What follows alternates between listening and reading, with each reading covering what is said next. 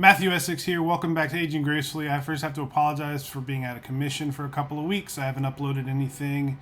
Dealing with some health issues. It turns out I'm not aging as gracefully as I would like to, but we're back today and we're ready to go, and we are here to talk about something very prevalent today, and that is when technology and innovation turns against you. This, of course, brings us to 1986's Maximum Overdrive, both written and directed by Stephen King. And believe me when I say, you are not going to believe how this one ends.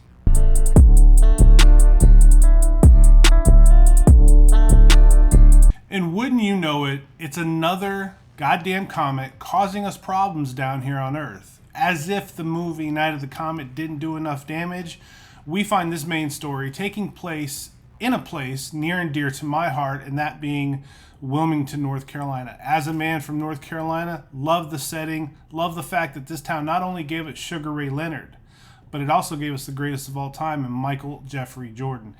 And this carnage is the sort of thanks that Wilmington, North Carolina gets. So the effects of the comet on Earth this time around is it causes machines to basically run on their own. Kind of like Skynet, kind of like what Terminator 2 told us. They're a little self-aware, and they're hell-bent on wiping us out for whatever reason. Now, when we start the movie, we see a couple of guys on their break, presumably playing cards, and they're in charge of a drawbridge. And the levers and the buttons, they start operating on their own, and they decide they're going to raise this bridge up, with this bridge being full of traffic. Now, this was like one of those core fear memories for me when I was a kid, because it seems like something simple enough to navigate away from, but they really do a good job making this look like a chaotic scene. I mean, there's a truck full of watermelons, and you didn't think, or you wouldn't think, that such a delicious fruit could cause so much damage to somebody, but it wreaks a little bit of havoc. I thought it was a really effective opening to the movie. I mean, from moment one, we're in it. They're not warming us up. They're right in there showing us what this is going to be for the next 90 plus minutes. So they did a good job making it look like absolute chaos on that bridge. Also love the scene at the bank where, you're just going by, you're going down the street, you've got that big bank sign with the scrolling messages on it, and then it starts throwing some foul language your way. I pop for that. Everybody likes the F word. I f***ing love the F word. And the bank loved the F word then too. And we also see Stephen King in his cameo in this movie, trying to get a little bit of money out of the ATM. And the ATM calls him an asshole. Now, I've seen some of his movies, and that does apply to him in some situations.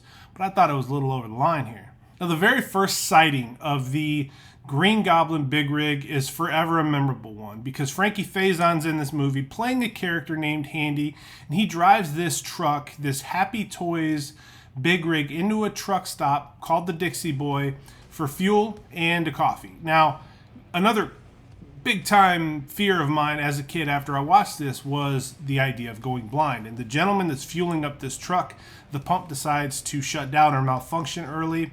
So he pulls it out of the truck and he's looking at it. Maybe it's gunked up, maybe something's going on, and then all of a sudden it turns back on and sprays diesel in his face. Blinds him, apparently. Looked brutal. They had that slasher style music that kicked in when it happened, which I thought was cheesy, but every time the machines went crazy in this movie, you'd get some of it, so it kind of worked once you got used to it, once you got warmed up. Now, inside the Dixie Boy, we've got none other than Emilio Estevez playing the role of Bill, working the grill for a scumbag named Mr. Hendershot. He's played by Pat Hingle in this movie. Now, this guy hires ex-cons to work at his truck stop because he's able to trick them or coax them or basically tell them, hey, you're going to work 10 hours, but I'm going to pay you for 8. And that's essentially what he's doing. So he's getting free labor out of all these guys. And if they chirp up and say anything, he's got a good relationship with the parole officer and they'll bust him back to jail, which is really, really slimy thing to do. You've got to have a slimy character or two in a horror movie. And that's the guy here. Now, back in the 80s, while we're talking about Emilio Estevez, you'd have had an extremely hard time finding somebody more popular or more sought after in any type of movie than Emilio Estevez was. I mean, he was in some of the greats, and I don't know what ultimately happened to him. I didn't keep up with his career after the 90s, but he had some legendary roles during that era, that 10 years that we celebrate so often here on the channel. And on top of all that, speaking of cast, speaking of legendary cast, Giancarlo Esposito has a small role in this movie where he's standing in the game room of the Dixie Boy and he's watching these machines going haywire. And he's amused by it and he cusses a couple of times until, of course, the cigarette machine decides to start spitting packs of cigarettes at him. And then the quarter machine starts spitting change at him. So him being a movie criminal, because for those of you who don't know, Giancarlo Esposito is Gus Fring from Breaking Bad. He's Moff Gideon from The Mandalorian. He's a career bad guy, and he's really good in those roles. And for the small role he's got here, he's believable. He's stuffing his pockets full. He looks like the Stay Puft Marshmallow Man by the time he touches a video game machine and gets a power surge racing through his body, ultimately knocking him dead right there in the middle of the game room, the Dixie Boy. Way easier to kill in this movie than he was in Breaking Bad. Heisenberg could have taken a few notes, and it would have been a hell of a lot easier for him than what he did in that old folks home. For those of you who didn't have the benefit of growing up down south and hanging out at a truck stop now and again, not that I want that sort of reputation getting out there for myself, but truck drivers are a different breed. At least they certainly were way back in the day when I was growing up. And in this movie is that era. This is the type of culture where it was okay for them, or they thought it was okay to grab a handful of a waitress's backside and it was no big deal. That's assault, brother, and you're going to go to jail for that nowadays. But the truck drivers in this movie, they're sort of the hateable characters. They're sort of the guys, the body fodder. They can go and it's no big deal.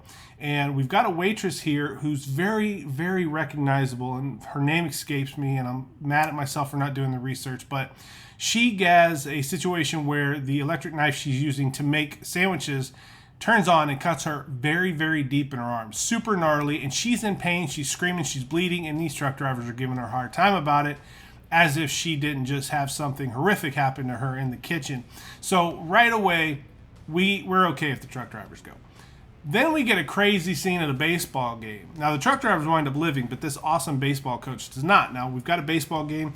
The coach is very excited for his players. They've done a great job. They've won the game. He wants to buy them an ice-cold soda for their troubles. Goes to the soda machine, and this soda machine starts spitting sodas at him. Now, initially, the kids see it and they start laughing because physical humor is funny. You know, Roadrunner cartoons are funny, stuff like that. But once they realize that this thing is firing these sodas at the coach with such speed that he's not only injured, but he's on the verge of dying, the kids start realizing the serious situation.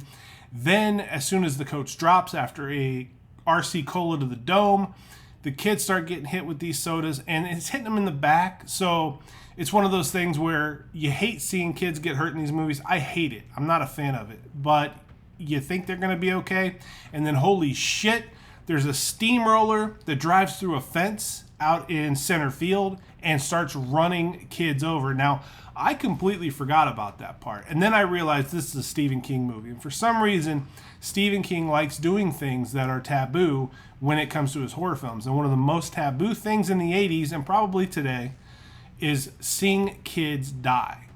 Kids dying in horror movies wasn't something that happened all that often. But when Stephen King put his name on a movie, there were going to be a handful of kids that got killed. It traumatized me for pretty much the rest of my life.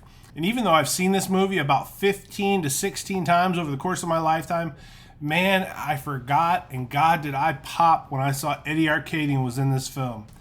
Absolutely forgot about it. Absolutely loved it when I saw him. I mean, he's a scumbag character in Barry Gordy's The Last Dragon, which is cinema gold for my money.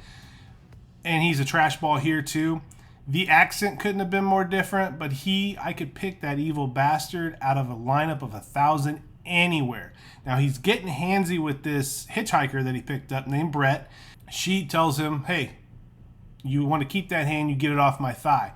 Then a warning comes in over the radio telling everybody to get off of major highways. Something serious is happening.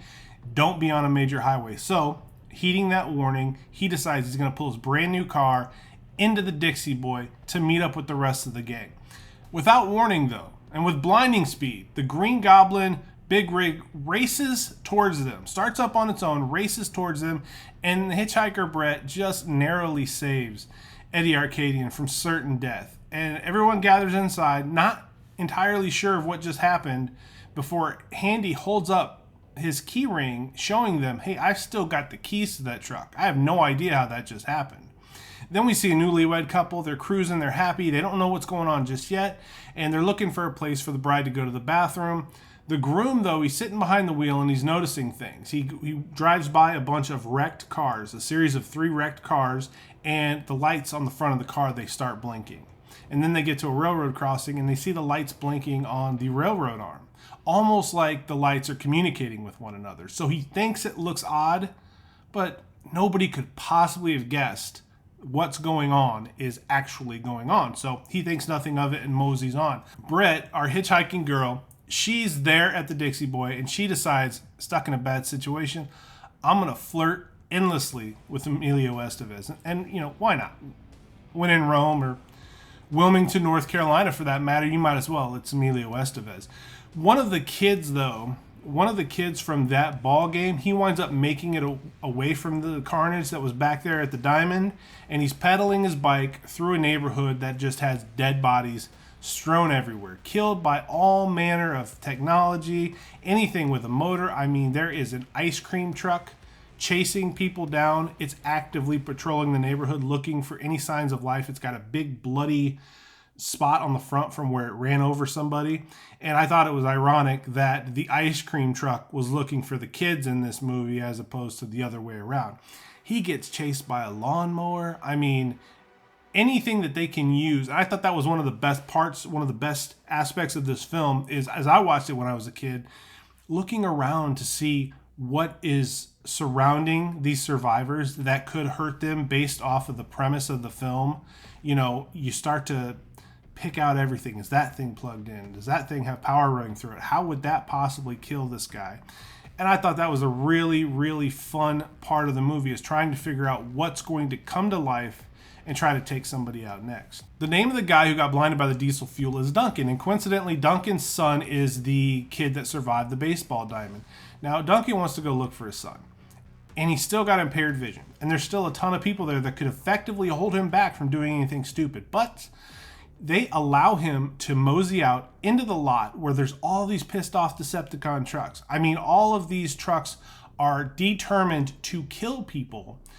And of course he goes out there, and of course he gets smoked. Baffled me completely. Why would you let somebody go out there in the condition he's in when you know something funny's going on and people are getting killed, or at least actively hunted? Eddie Arcadian, though, his new car winds up getting trashed, so the scene itself is not a total loss. That being said, let's use some common sense, guys. Strength in numbers. You could have used the blind guy for something. At the very least, we could have gotten a heartwarming reunion between father and son. I mean, come on. It's at this point in the film that every big rig in the lot fires up, starts honking their horns, and then boxing the survivors into the Dixie Boy. They just start circling. The married couple, though, they narrowly make it in to join the rest of the survivors. And the resilient MVP of this movie, in my opinion, baseball kid, pedals up on his bike, goes through a sewer pipe, winds up working his way into the Dixie Boy. I mean, if you think about what this kid had to do, evading all these patrol vehicles, we'll call them for lack of a better term. There was even a biplane that was out looking for survivors. This young man, in my opinion, at this point in the movie, action hero in training. He's just waiting to pop off. And I thought it was really cool how he got to everybody else. And he winds up using a gun later in the movie. I mean, the kid does a good job. I don't remember seeing him in anything else, though, throughout the course of the 80s. I don't ever remember seeing that kid again, but he did a good job here in this film. Amidst all this, Emilio Estevez, being Emilio Estevez, still winds up banging this hitchhiker. And, you know, good for Emilio Estevez, because you have to have something to do while you're planning how you're going to get away from all these psychotic, pissed off machines with motors that are trying to take your life. You might as well bang the girl you just met 15 minutes ago. And that's what he does, because it's the 80s and Emilio Estevez was that dude. But at this point, the movie starts to drag a little bit. And I think the biggest black mark for the movie is that fact. I loved that they got right to the meat of the matter from minute 0 in this film. Right from the very beginning, we knew what was going to happen, and it started happening. But then it starts to get redundant in some spots. And you know, I'm not going to try to talk about how dumb the characters are every horror movie, because I feel like I do that. And you have to have dumb characters in horror movies. But these characters are ultra stupid. I mean, just They actively put themselves in positions where these autopiloted trucks can run them down. They've seen them kill people consistently throughout the movie, and yet they're still doing things to put themselves right in the crosshairs. Now, not only that, but if you're a viewer of any age, like when I was a kid and I saw this movie, the first thing I thought when I saw these trucks circling is like, just let them run out of gas. If they run out of gas, how could they possibly hurt you? And that's what happens. They run out of gas. Somehow, though, the trucks are communicating with the survivors in the Dixie Boy through Morse code, because, of course, somebody inside the Dixie Boy can translate and understand Morse code. And basically what they say through Morse code is, one person come out, fill us up, or we're going to come in and kill you.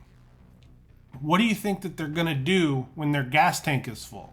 They're going to come in and kill you. Now, they do have a army vehicle pull up that's got a automatic weapon mounted to it, and that's a hell of a threat, but I'd still duck. Just duck. It's going to run out of bullets sooner or later. I'm nitpicking here because for the most part, this is a really entertaining movie, but there's some logic holes. The climax of this film, spoiler alert for those of you who haven't seen this 40-year-old movie, it's got them sneaking out of the Dixie Boy just before the trucks decide to start running right through it, blowing it sky high. Whole place goes up in flames, and these survivors, their plan is they're going to get out to a sailboat.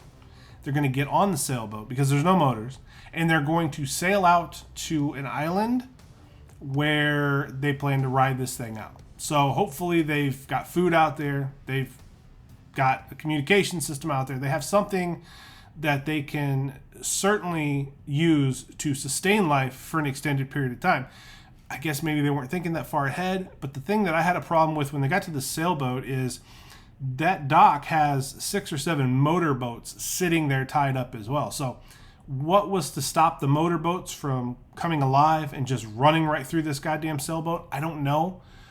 But again, we're nitpicking. All things considered, this is a very solid watch. This is a good 80s film. Stephen King does a good job here, I thought. I don't know how well this did back in the day, because I feel like this is one of the Stephen King films that's on the lower end of his scale that maybe people don't hold in high esteem. On our vaunted legendary Aging Gracefully scale, though, we're going to give this one a 7 out of 10. It's rewatchable. It's worth sitting down with if you've never seen it. It's more than memorable in a lot of different areas.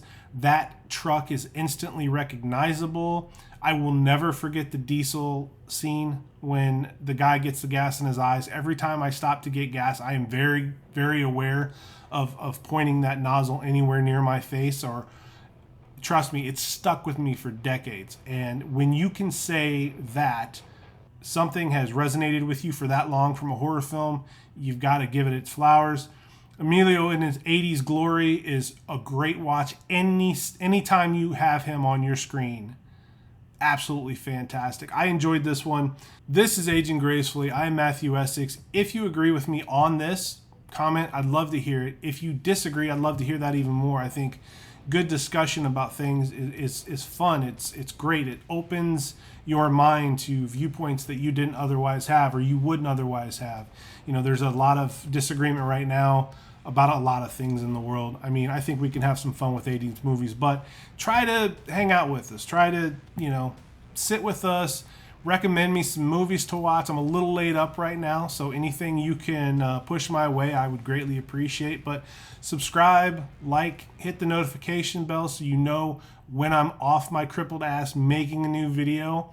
I will happily do so. I enjoy doing this. This is a lot of fun for me. We just crossed over 300 subscribers, which I didn't think we'd do that, and I really appreciate that more than you guys could possibly understand.